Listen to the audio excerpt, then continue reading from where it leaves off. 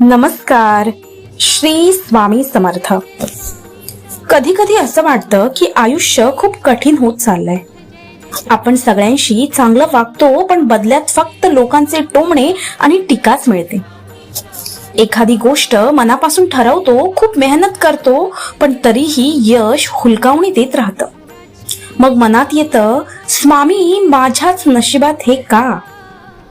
पण आज थांबा, कारण स्वतः स्वामी तुम्हाला या दुःखातून बाहेर काढण्यासाठी एक दुःखनाशक सल्ला आणि जीवनात सुखी होण्यासाठी यशाची त्रिसूत्री घेऊन आले आहेत. हा संदेश फक्त ऐकू नका, तर तो मनावर कोरून ठेवा.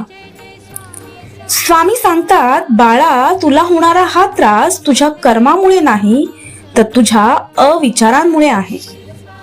पहिली गोष्ट, तुला लोकांच्या बोलण्याचा त्रास होतो, तर लक्षात ठेव, जोवर तू समोरच्याला तुझे मन दुखावण्याची परवानगी देत नाहीस, तोवर कोणाचेही शब्द तुला जखम करू शकत नाहीत.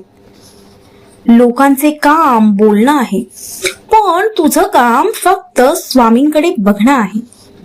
दुसरी गोष्ट, यश का मिळत नाही? कारण तू ध्येयापेक्षा अडथळ्यांकडे जास्त बघतोयस. त्यासाठी स्वामींची ही त्रिसूत्री आजपासूनच अंमलात आण.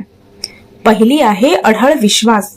भिवू नकोस, मी तुझ्या पाठीशी आहे हे फक्त वाक्य नाही, तर ती शक्ती आहे. संकटात घाबरणाऱ्यापेक्षा स्वामींवरचा भार वाढवा. दुसरी गोष्ट आहे प्रामाणिक कर्म. फळाची चिंता सोडून तुझं काम करत राहा. जेव्हा वेळ येईल तेव्हा स्वामी तुला अपेक्षेपेक्षा जास्त देतील. आणि तिसरी गोष्ट आहे मनावर ताबा. परिस्थिती बदलण्यापेक्षा तुमची मनस्थिती बदला. मन शांत असेल तर प्रत्येक संकटावर उपाय सापडतो. लक्षात ठेवा, तुमच्या आयुष्यातील वादळ हे तुम्हाला संपवण्यासाठी नाही, तर तुमच्यातील मीपणा संपून तुम्हाला स्वामींच्या जवळ नेण्यासाठीच आला आहे. जगाने जरी हात सोडला, तरी अक्कलकोटचा तो राजा तुमचा हात कधीच सोडणार नाही.